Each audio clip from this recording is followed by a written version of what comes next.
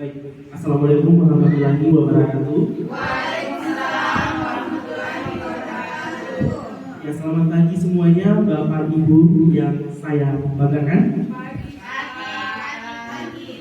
Pertama-tama mari kita panjatkan puji syukur kehadirat Allah Subhanahu wa taala karena atas berkat limpahan rahmatnya kita semua bisa berkumpul di tempat yang penuh berkah ini. Dan tak lupa kita panjatkan salawat dan taslim kepada Nabi besar junjungan kita, Nabi Muhammad SAW, sebagaimana atas jasa beliau yang telah membawa kita dari alam kegelapan ke alam terang benderang seperti saat ini. Baik, Bapak Ibu sekalian yang saya hormati, sebelumnya saya mau mengucapkan banyak terima kasih kepada Bapak dan Ibu sekalian karena telah meluangkan waktunya untuk berkumpul di tempat ini guna sama-sama kita akan menimba ilmu pengetahuan baru tentang disiplin positif yang akan diterapkan di sekolah tercinta kita ini. Dan tak lupa juga saya mohon izin kepada Bapak Ibu, saya berdiri di depan bukan untuk menggurui, tapi kita sama-sama belajar apa yang saya dapatkan dari program pelatihan calon guru penggerak akan saya sharing kepada Bapak Ibu supaya nantinya materi ini kita bisa kembangkan, kita bisa berkolaborasi secara bersama-sama untuk memajukan sekolah tercinta kita ini. Baik, Bapak Ibu sekalian, untuk destinasi yang akan kita presentasikan pada pagi hari ini adalah destinasi modul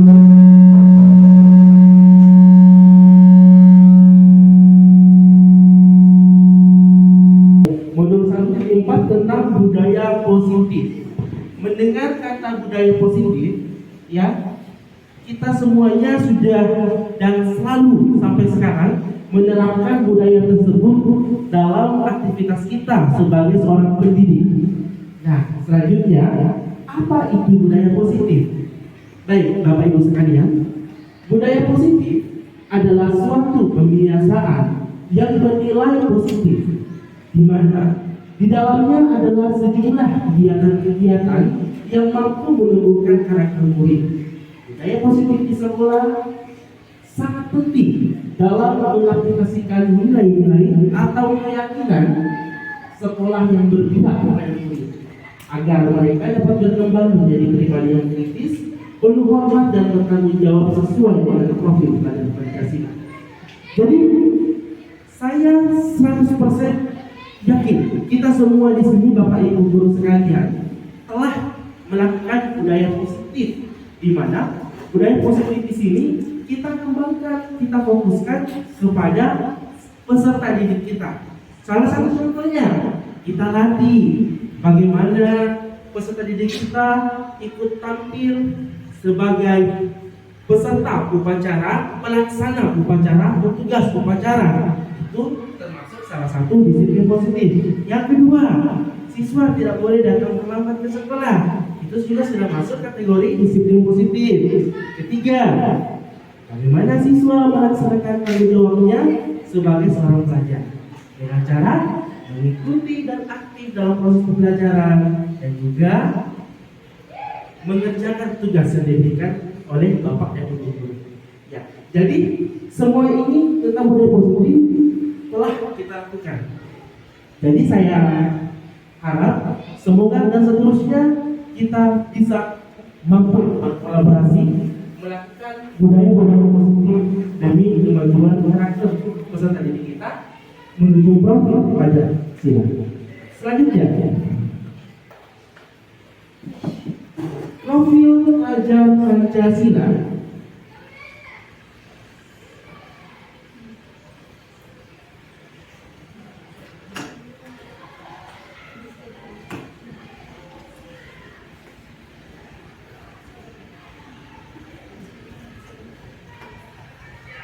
Baik, profil pelajar Pancasila di sini ada 5. Yang pertama, beriman bertakwa kepada Tuhan yang Maha Esa, dan di sini ada 5. Yang pertama, beriman bertakwa kepada Tuhan yang Maha Esa dan berakhlak mulia.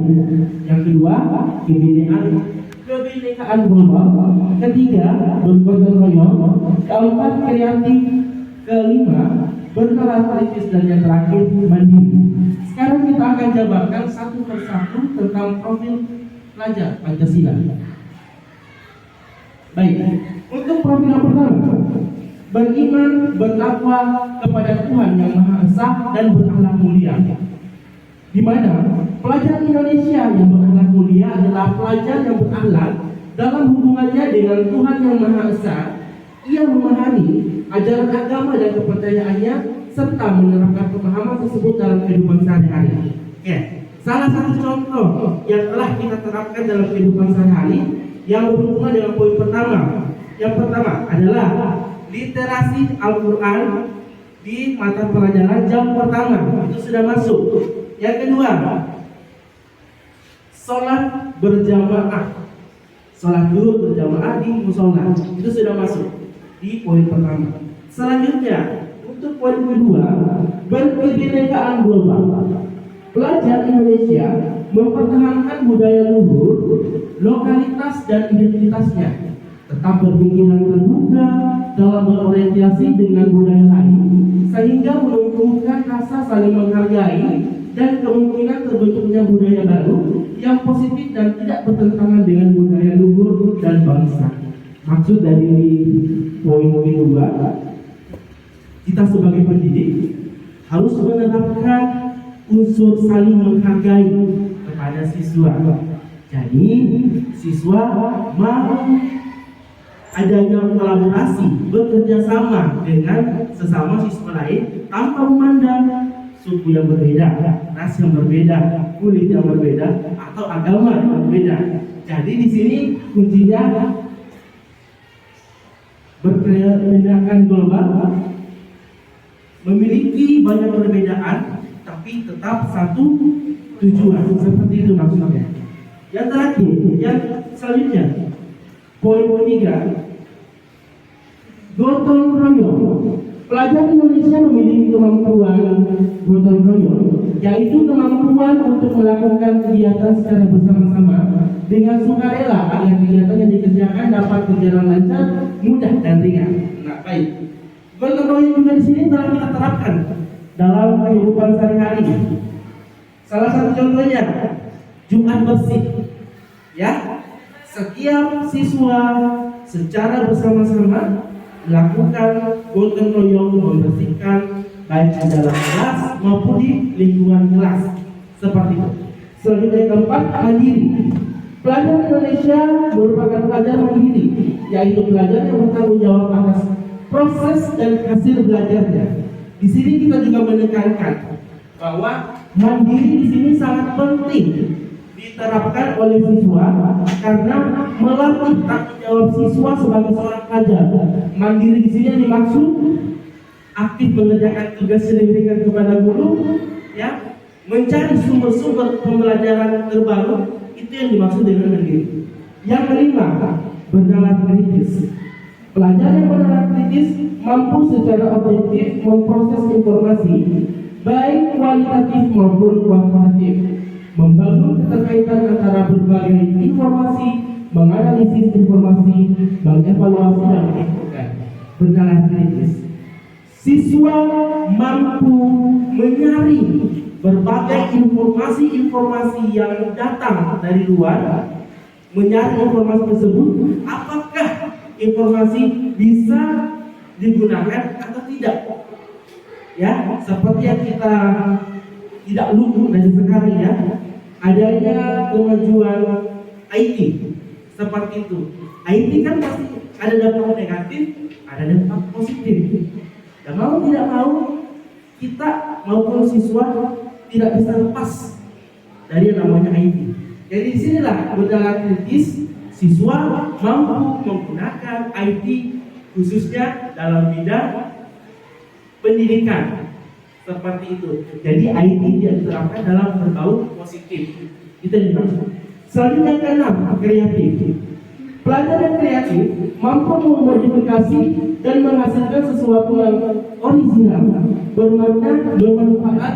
Dan kreatif di sini kita sebagai pendidik bisa mengaplikasikan berbagai macam alat IT dalam proses pembelajaran sehingga anak-anak mampu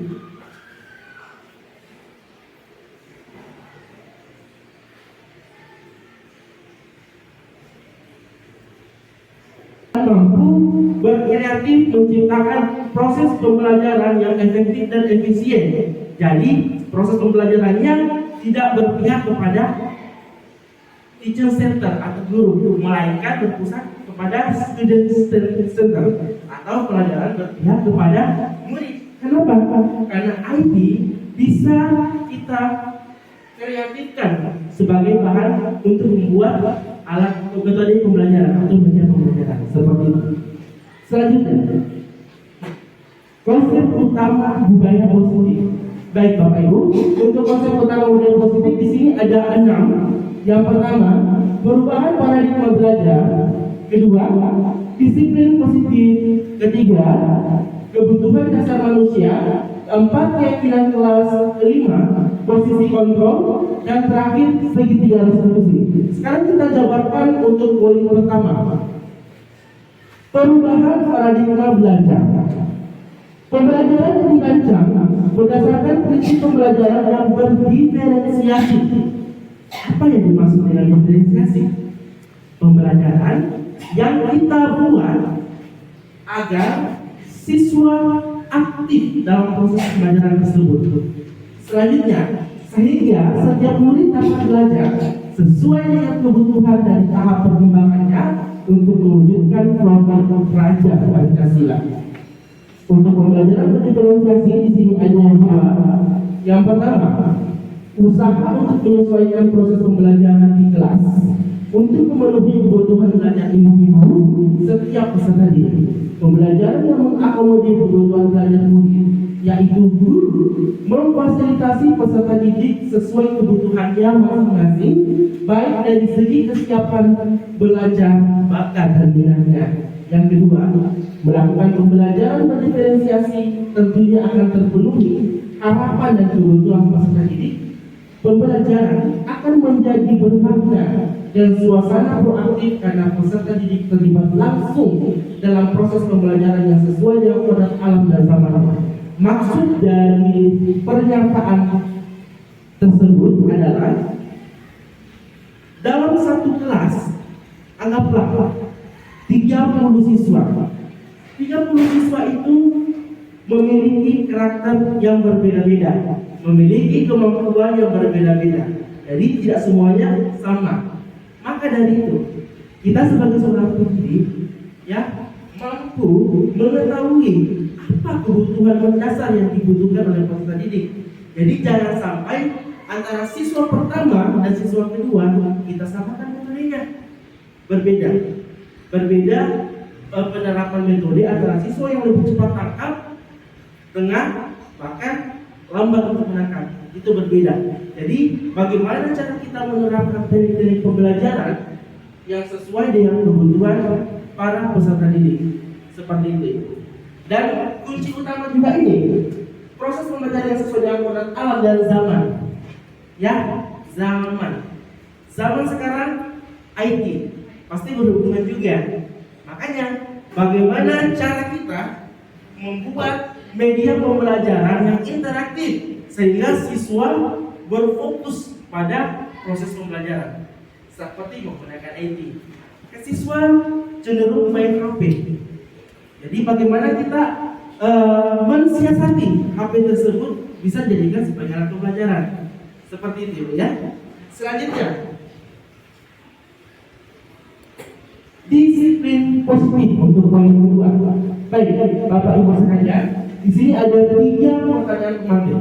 Apakah Bapak Ibu setuju dengan pernyataan ini? Yang pertama, hukuman dapat mendisiplinkan anak. Apakah Ibu setuju? Setuju. Baik. Yang kedua, pemberian hukuman dengan hal positif seperti membaca atau membersihkan halaman sekolah dapat meningkatkan disiplin anak. Setuju Bapak Ibu? Setuju. Baik. Yang ketiga, memberi penghargaan dapat meningkatkan motivasi belajar anak. Setuju? Oke, baik. Terima kasih. Jadi itu ada 3 pertanyaan. Selanjutnya, disiplin positif. Di sini ada penjabaran, ada 3 kolom. Dalam budaya, kita menganggap kata disiplin dimaknai menjadi sesuatu yang dilakukan seseorang pada orang lain untuk mendapatkan kepatuhan. Kita cenderung menghubungkan kata disiplin dengan kepatuhan. Berarti antara kata disiplin dan patuh erat kaitannya. Ya. Selanjutnya, sebagai pendidik, tujuan kita adalah menciptakan anak-anak yang memiliki disiplin diri, sehingga mereka bisa berperilaku dengan mengacu pada nilai-nilai kebajikan universal dan memiliki motivasi intrinsik bukan ekstrinsik. Terakhir, disiplin positif merupakan salah satu cara penerapan disiplin yang bertujuan untuk menumbuhkan kesadaran serta memberdayakan anak untuk melakukan sesuatu tanpa sodokan, ancaman maupun hukuman. Jadi kuncinya di sini disiplin positif sebab kita sebagai seorang guru sepenuhnya memberikan kontrol diri kepada siswa. Ya, jadi setiap anggaplah ada siswa kita yang bermasalah, boleh kita berhadapan, bicara tatap muka, menggali apa sebabnya sehingga anak tersebut bisa bermasalah. Kita memberikan pengertian. Jadi nasihat yang kita berikan kepada anak-anak kita itu akan diresapi di sini. Jadi anak-anak tanpa perlu unsur dari A, B, C, D, mereka bisa yakin kalau sudah tertanam dalam hati, pasti mereka akan merubah perilakunya. Kita coba bayangkan Ibu, konteksnya beda. Apabila kita mendisiplinkan anak melalui hukuman, pasti lama-kelamaan pasti yang ada dalam anak itu jengkel, tidak ada tidak ada rasa bersalah. Oh, saya memang salah, seperti itu. Jadi besar peluang untuk anak-anak tersebut melakukan kesalahan yang sama. Ya, jadi kita melakukan pendekatan, memberikan nasihat, sentuh hatinya. Pasti anak itu akan berpikir, oh, saya memang salah. Jadi dari isu tersebut terciptalah disiplin positif yang murni dari dalam hati anak tersebut. Selanjutnya, konsekuensi. Konsekuensi sama artinya dengan akibat. Konsekuensi merupakan suatu tindakan atau akibat dari suatu perbuatan yang telah dilakukan.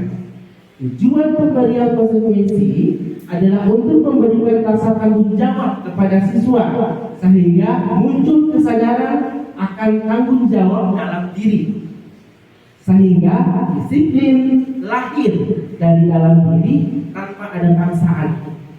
Selanjutnya, apabila peserta didik sudah merasakan akibat buruk dari perbuatannya, mereka akan belajar bahwa perbuatan itu salah. Salah satu contohnya Ibu, ada siswa kita yang pernah kecelakaan gara-gara balapan liar. Nah, si anak tersebut sudah kelas 3, otomatis untuk belajar sekolah tidak bisa. Maka dari situ kita ke rumahnya berikan nasihat. Coba kalau tidak balapan, akibatnya tidak seperti ini ya. Otomatis anak tersebut akan sadar, oh ternyata apa yang saya lakukan selama ini salah. Otomatis saya mendapatkan musibah, proses pembelajaran saya terhambat. Seperti itu. Selanjutnya, Bapak Ibu sekalian, 3. Kebutuhan dasar manusia. Baik. Di sini untuk kebutuhan dasar manusia, terutama untuk siswa kita, ada 5 poin. Yang pertama, bertahan hidup. Maksud dari bertahan hidup, ya, baik kita sebagai pendidik maupun siswa pasti memerlukan yang namanya sandang, papan, dan pangan. Baik dari siswa pasti membutuhkan ke sekolah, buku, tas. Siswa juga butuh makanan dan minuman tidak? Betul, iya. Karena tanpa makanan dan minuman, otomatis siswa akan lapar di sekolah dan konsentrasi pembelajaran akan terganggu. Itu. Yang selanjutnya bertahan hidup itu ada yang namanya siswa butuh rasa aman. Ya, butuh rasa aman dari segala jenis gangguan, dari gangguan dalam maupun dari gangguan luar. Ya. Untuk poin kedua, kasih sayang dan rasa diterima. Seperti yang saya paparkan tadi, setiap siswa memiliki karakter yang berbeda-beda satu sama lain. Dan ada yang nakal, yang minta ampun, ada yang sabar, dan lain-lain. Tapi di sini semuanya itu pasti membutuhkan kasih sayang dan rasa diterima. Semua siswa butuh kasih sayang dari gurunya. Mereka juga ingin diterima. Jadi kita sebagai seorang pendidik, ya, saya harapkan, terutama saya pribadi, kita semua ratakan kepada siswa kita kasih sayang kita. Jadi tidak ada anggapan dibeda-bedakan, begitu ya, seperti itu Bapak Ibu. Selanjutnya untuk poin ketiga, kebebasan. Maksud dari kata kebebasan di sini, setiap siswa diberikan kebebasan untuk mengeksplor kemampuan mereka. Contohnya di bidang ekskul, ada yang berminat di pramuka, boleh kita arahkan ke pramuka. Ada yang berminat di bahasa Inggris, boleh kita arahkan ke bahasa Inggris. Seni, tari-tari, boleh kita arahkan ke situ. Jadi semuanya kita berikan kebebasan anak yang mana kegiatan yang ingin mereka terapkan yang sesuai dengan bakat mereka dari lahir, seperti itu ya. Selanjutnya untuk kesenangan. Ya, maksud dari kesenangan di sini dalam proses pembelajaran, siswa lebih senang sesuatu yang bersifat menarik, bukan monoton. Contohnya, kita tadi menggunakan alat typing, ya, otomatis siswa pasti akan senang, akan terpancing aktivitasnya untuk aktif dalam proses pembelajaran. Coba seandainya kita berfokus kepada teacher center, 100% semua pembelajaran didominasi oleh guru, otomatis siswa tidak senang. Kenapa tidak senang? Karena mereka butuh suatu sentuhan bagaimana cara mereka agar bisa aktif. Student center, siswa aktif dalam proses pembelajaran, bisa menggunakan model-model pembelajaran, menggunakan IT, ya, seperti itu. Terakhir, penguasaan. Maksud dari penguasaan di sini ada gambar. Ya, penguasaan. Semua siswa memiliki hak bahwa mereka bisa untuk menjadi juara kelas. Seperti itu. Juara pertama, juara umum, dan lain-lain sebagainya. Jadi mereka antara penguasaan dan kebebasan ini sangat erat kaitannya. Ya, mereka ikut lomba bahasa Inggris, ingin mengembangkan kemampuan bahasa Inggrisnya, ya, potensi yang ada. Itu maksudnya penguasaan. Jadi penguasaan identik dengan keterampilan siswa. Bagaimana cara kita mengeksplor kemampuan siswa agar apa bakat yang dimiliki siswa bisa berkembang. Ya, bisa berprestasi.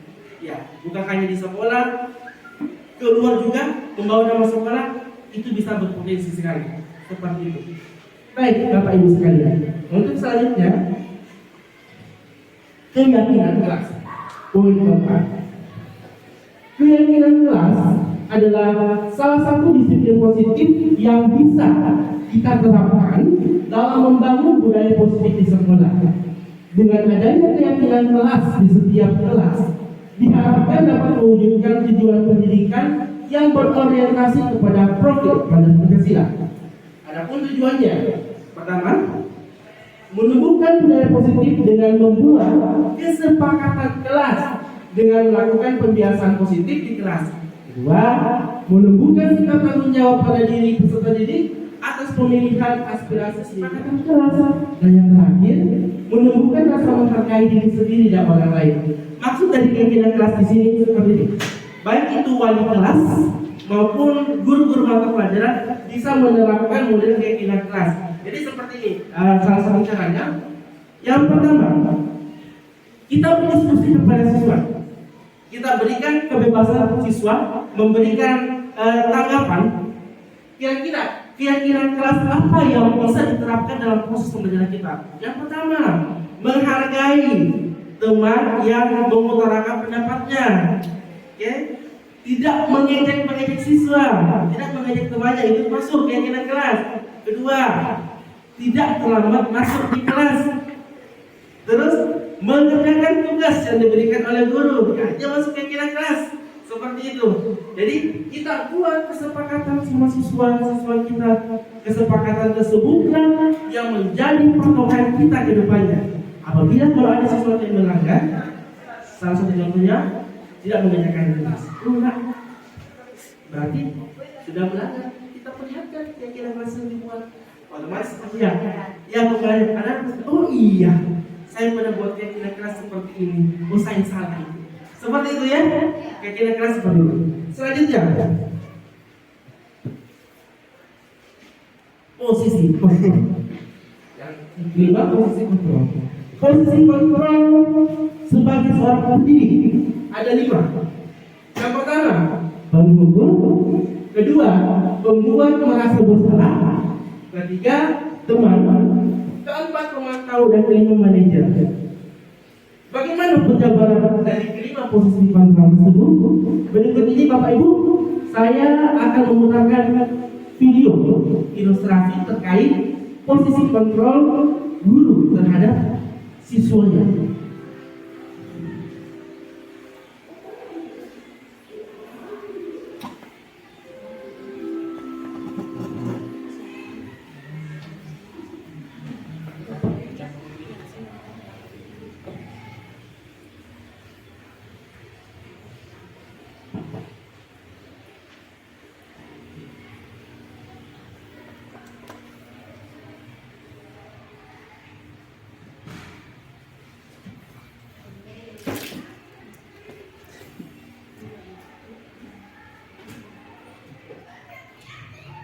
Baik, berikut ini Bapak Ibu penayangan video tentang 5 posisi kontrol seorang guru.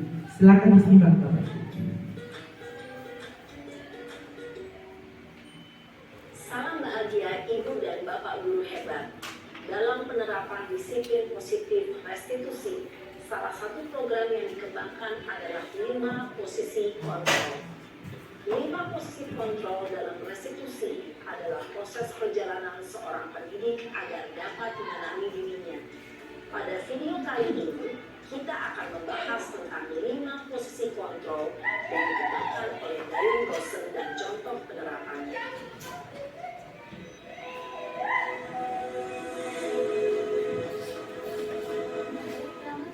5 posisi kontrol itu adalah: 1. Posisi penghukum. 2. Posisi pembuat merasa bersalah. 3. Posisi teman. 4. Posisi pemantau atau monitor. Dan 5. Posisi manajer. Untuk lebih memahami kelima posisi tersebut, mari kita saksikan kasus Naren yang terlambat hadir 20 menit di sekolah dan melihat bagaimana kelima posisi kontrol dalam menghadapi masalah tersebut.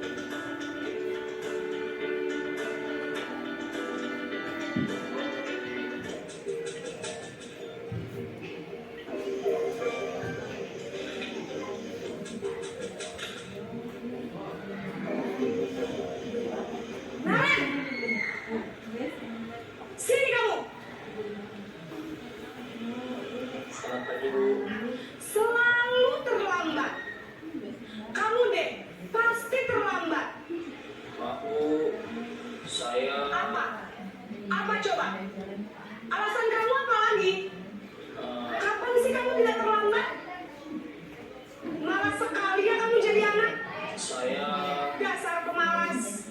Gak kapok-kapok sih kamu. Sudah berapa kali terlambat? Sana, kamu keliling lapangan basket 2 kali. Kenapa saya harus keliling lapangan basket, Bu? Kenapa? Kamu melawan ibu. Berani-beraninya jawab. Sudah terlambat, masih berani jawab pula. Sekarang, keliling lapangan basket 5 kali sekalian. Biar kapok. Cepat. Pergi sana ke lapangan basket. Posisi penghukum biasanya berbicara dengan nada tinggi, menghardik, menunjuk-nunjuk, menyakiti, dan menyindir. Hukuman bisa berupa fisik maupun psikis. Ibu dan bapak guru heran dampak yang terjadi pada murid ketika guru berada pada posisi penghukum. Murid cenderung akan memberontak, bahkan menyerang.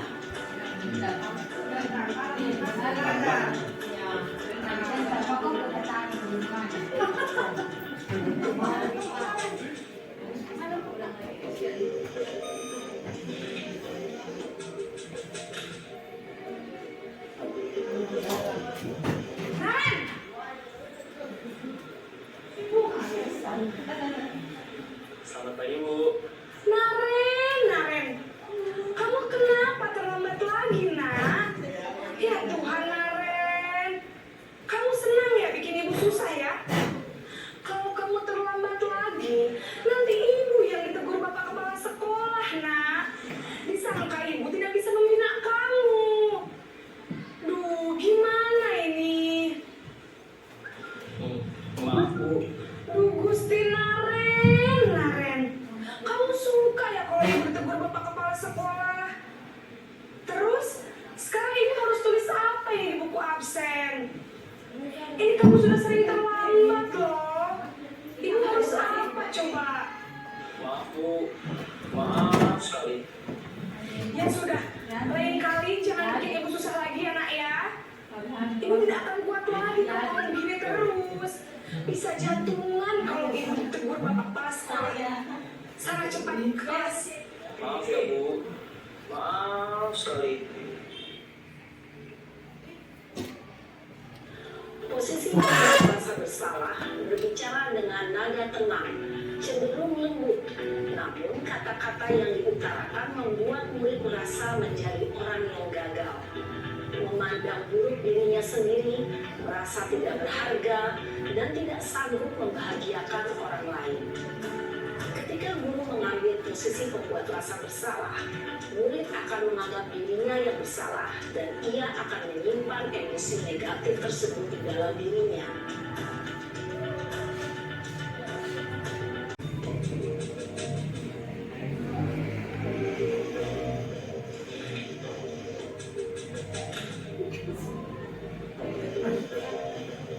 Naren!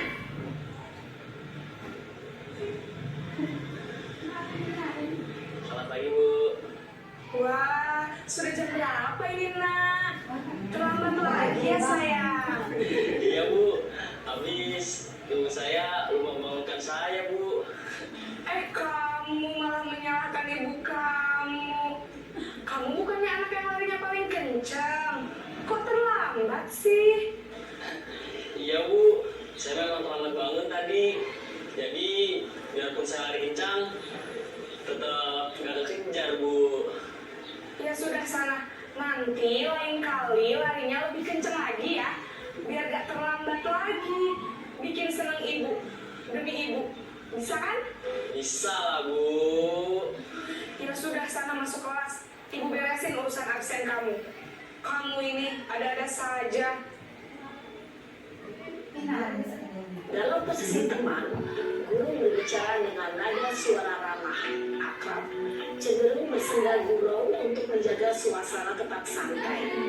Guru akan merasa senang, aman, dan akrab dengan guru. Identitas yang tercipta adalah identitas sukses atau berhasil. Namun, perlu diingat, karena ini masih dorongan eksternal, maka ada faktor ketergantungan dari murid kepada orang tertentu.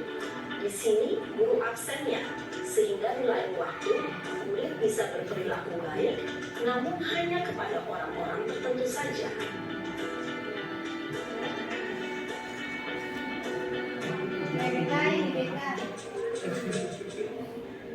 Yang ketiga dulu selamat.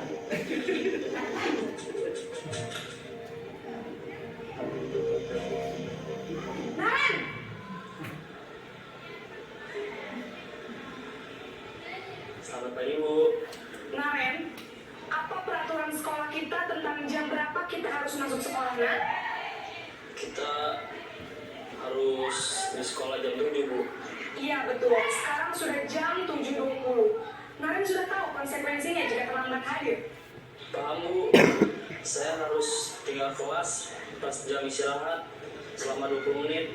Iya benar, konsekuensinya demikian. Jadi nanti jam 9.30 pas istirahat, kamu harus tinggal di kelas, kerjakan tugas tambahan untuk ketertinggalan kamu, ya? Baik, Bu.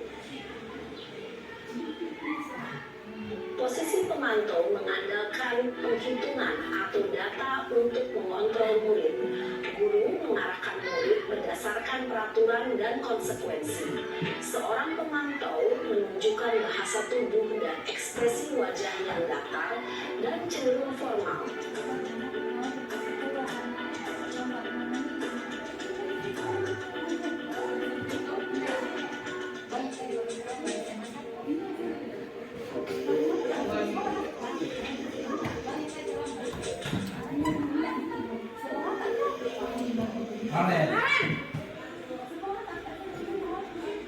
Ada.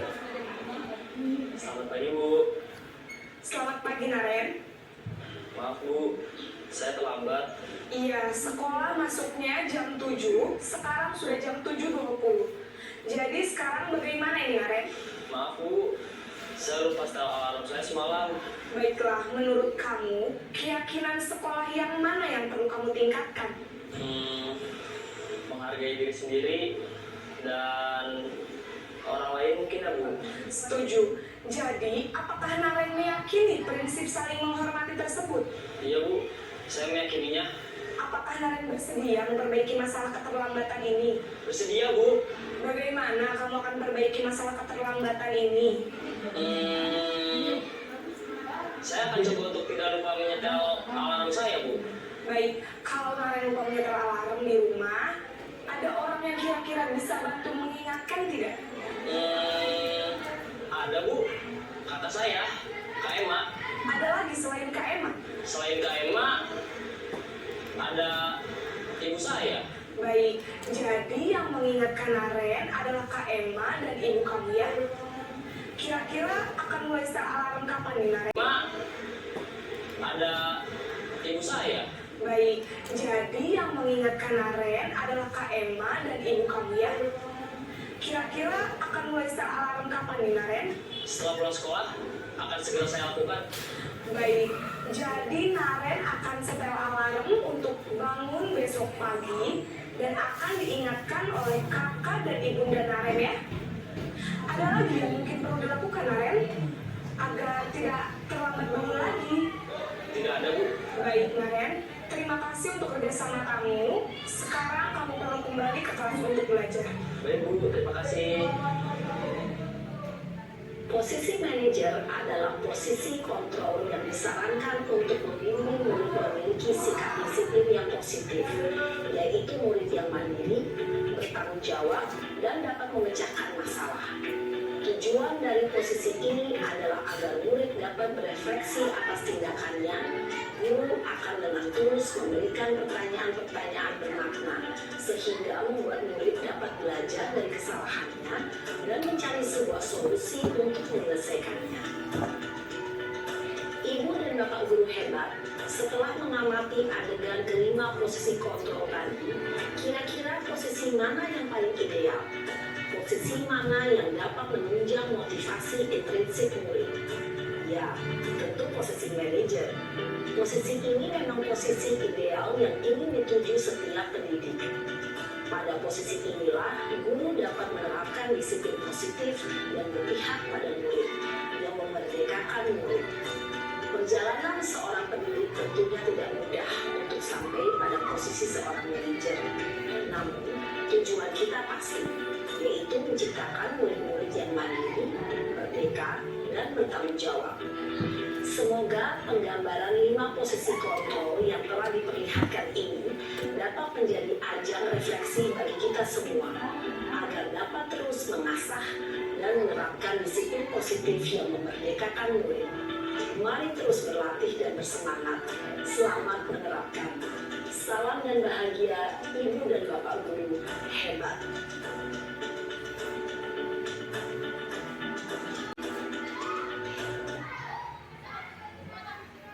Baik. Itulah tadi Bapak Ibu video penggambaran tentang posisi kontrol. Ya, jadi saya mengingat kata-kata dari Bapak Hanya Dewantara yang mengatakan bahwa guru itu ibaratnya seorang petani. Ya, kenapa dikatakan sebagai seorang petani? Karena petani dalam mengolah tanamannya harus mengetahui apa-apa saja yang dibutuhkan oleh tanamannya sehingga bisa tumbuh subur, berkembang, dan menghasilkan buah yang banyak. Seperti itulah kita sebagai seorang pendidik. Kita harus memahami masing-masing karakter setiap anak. Setelah itu memberikan peluang kepada setiap anak untuk mengeksplor kemampuannya sehingga tercipta profil pelajar Pancasila, tercipta kesuksesan di antara setiap siswa. Seperti itu Bapak Ibu ya. Untuk posisi 5 posisi kontrol kita kembalikan ke pribadi masing-masing Bapak Ibu. Yang mana kira-kira yang bagus digunakan? Seperti itu Bapak Ibu. Selanjutnya slide ketiga, restitusi. Restitusi adalah proses menciptakan kondisi bagi murid untuk memperbaiki kesalahan mereka sehingga mereka bisa kembali pada kelompok mereka dengan karakter yang kuat. Restitusi bukan untuk menebus kesalahan, melainkan sebuah tawaran dan bukan paksaan. Restitusi berfokus pada solusi dan dapat mengembalikan murid yang berbuat kesalahan pada kelompoknya. Jadi di sini restitusi identik dengan kita gali informasi-informasi apa yang bisa didapatkan dari siswa tersebut dan apa bisa melakukan pelanggaran. Setelah itu kita validasi, menerapkan apa kira-kira upaya apa yang dilakukan oleh siswa tersebut agar kejadian tidak terulang kembali. Seperti itu. Selanjutnya, langkah-langkah segitiga restitusi ada 3. Menstabilkan identitas. Ya, yang dimaksud menstabilkan identitas, kita tidak memojokkan anak-anak dengan menggunakan kata-kata yang kasar seperti itu ya, melainkan memberikan penguatan dulu. Yang kedua, memvalidasi tindakan yang salah. Kita mem-cross check apakah tindakan yang dilakukan siswa melanggar aturan sekolah, melanggar aturan kelas atau tidak, seperti itu. Yang ketiga, menanyakan keyakinan. Kira-kira solusi apa yang bisa diterapkan kepada anak, langkah-langkah apa yang bisa dilakukan anak agar kesalahannya tidak terulang kembali. Ya, selanjutnya di sini ada contoh kasus ya, melanggar peraturan sekolah, datang terlambat. Sebagiannya adalah siswa kelas 2 SD SMK Negeri 10 Bulukumba. Pada saat proses jam pelajaran bahasa Inggris sedang berlangsung, dia datang terlambat. Saat memasuki ruang kelas, dia menunduk dan terlihat ketakutan. Ternyata dia terlambat ke sekolah karena begadang semalaman, sehingga dia terlambat bangun. Untuk lebih lanjutnya, boleh kita sertakan video lain? Baik, terima kasih Bapak Ibu.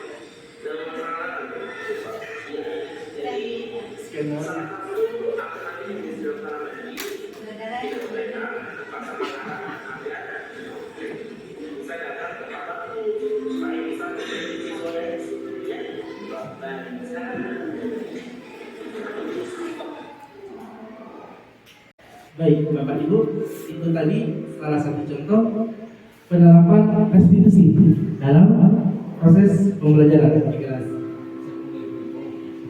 Selanjutnya, kesimpulan. Baik, untuk kesimpulan, budaya positif harus dibangun untuk menumbuhkan motivasi internal, melaksanakan disiplin positif bagi murid yang nantinya akan ikut berpengaruh kepada pencapaian visi dan misi sekolah.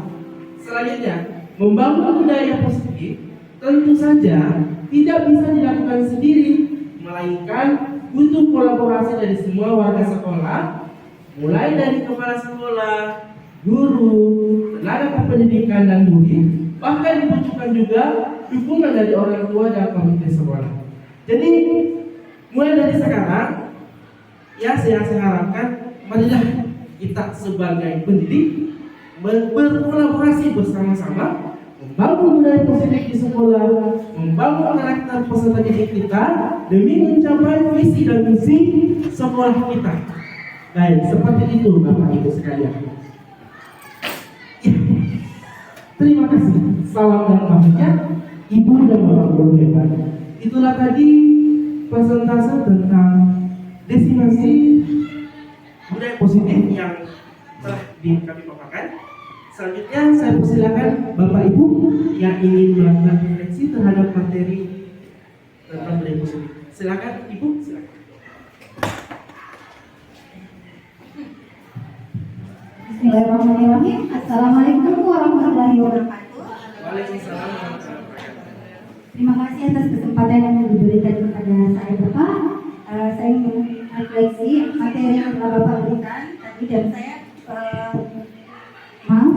dan saya bisa memetik kesimpulan bahwa materi yang dibawakan tadi dari Bapak itu bagaimana kita sebagai seorang guru menerapkan budaya positif di lingkungan sekolah. Apalagi kita sebagai pendidik harus menjadi panutan atau contoh kepada siswa kita, di mana kita harus memberikan sifat atau sikap yang positif.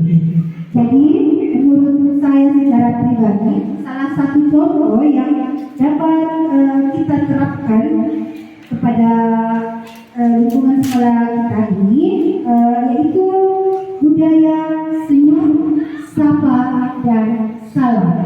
Dan ini senyum, sapa, dan salam kepada siswa biasanya kita lakukan di setiap awal pertemuan di gerbang sekolah, biasanya seperti itu Bapak Ibu Guru. Jadi sehingga menjalin atau mentransfer energi positif kepada seluruh peserta didik yang datang, dan agar mereka supaya lebih bersemangat dalam menimba ilmu selama berada di sekolah. Kemudian memberikan contoh kepada peserta didik tersebut berupa adab-adab yang baik kepada orang tua, guru, teman, ataupun lingkungan sekitar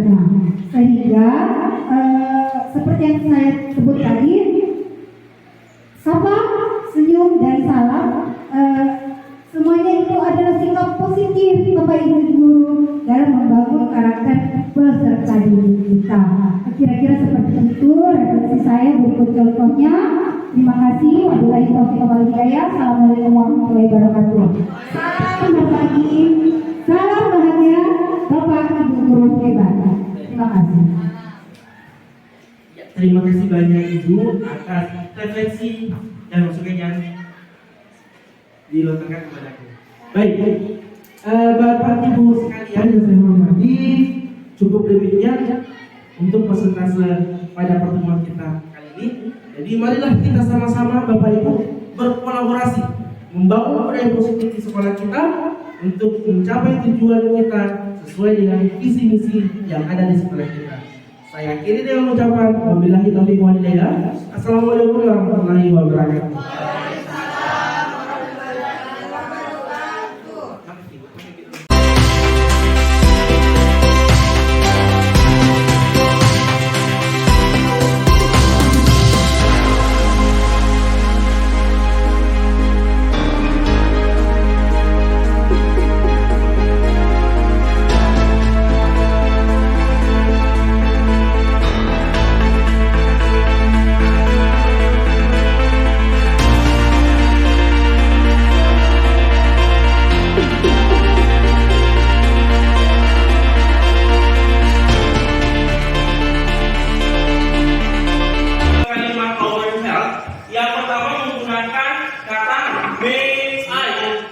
Waalaikumsalam, silakan masuk.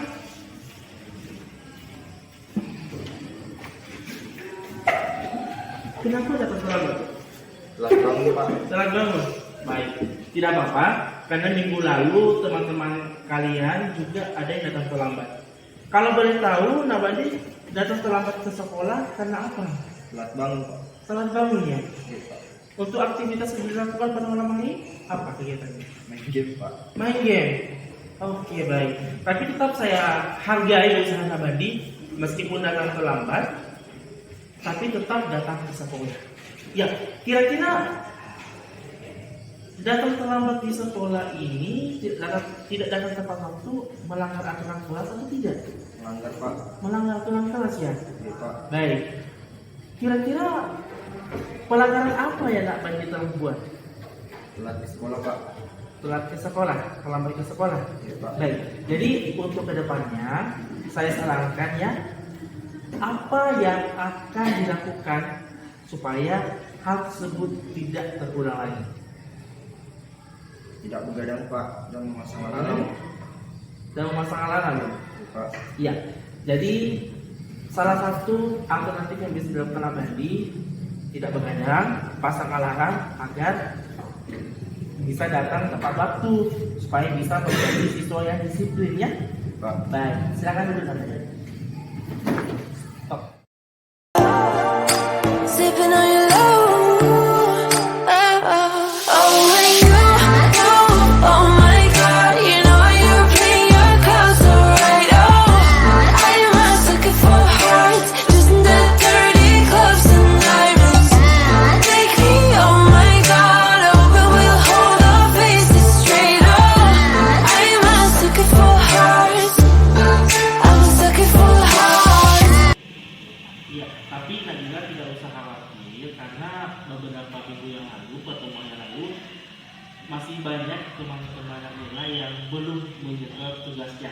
Tapi kalau boleh tahu, apa alasan Nabila sehingga tidak mengerjakan tugas? Pak, akhir-akhir ini keluarga saya sedang mengalami masalah. Sepupu saya sakit Ya. dan saya memiliki adik kecil, jadi saya harus menjaga adik saya karena kebetulan ibu saya sudah meninggal, jadi adik saya itu tinggal di rumah saya, tapi semenjak sepupu saya sakit dan saya terpaksa harus menjalani di rumah sakit, jadi saya harus menjaga adik saya di rumah. Oh, ya. Jadi bisa jadi penyebabnya mungkin Nabila kelelahan sehingga lupa mengerjakan tugasnya ya.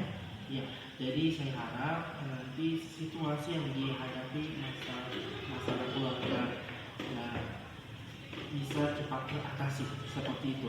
Selanjutnya ini tapi tetap saya hargai usaha Nabila karena tetap datang ke sekolah ya. Itu. Nah, terus Nadila, kira-kira ini kesalahan Nadila yang diperbuat apakah melanggar aturan kelas? Iya, melanggar Pak. Melanggar ya. Kira-kira aturan apa, kesalahan apa yang Nadila lakukan? Tidak mengerjakan tugas yang telah diberikan. Tidak mengerjakan tugas yang diberikan ya. Ya. Jadi untuk kedepannya apa yang Nadila akan lakukan supaya tugas-tugasnya ini bisa terpenuhi dan juga tidak melakukan kesalahan yang sama. Jadi saya akan Mengkonsultasi ya seperti itu.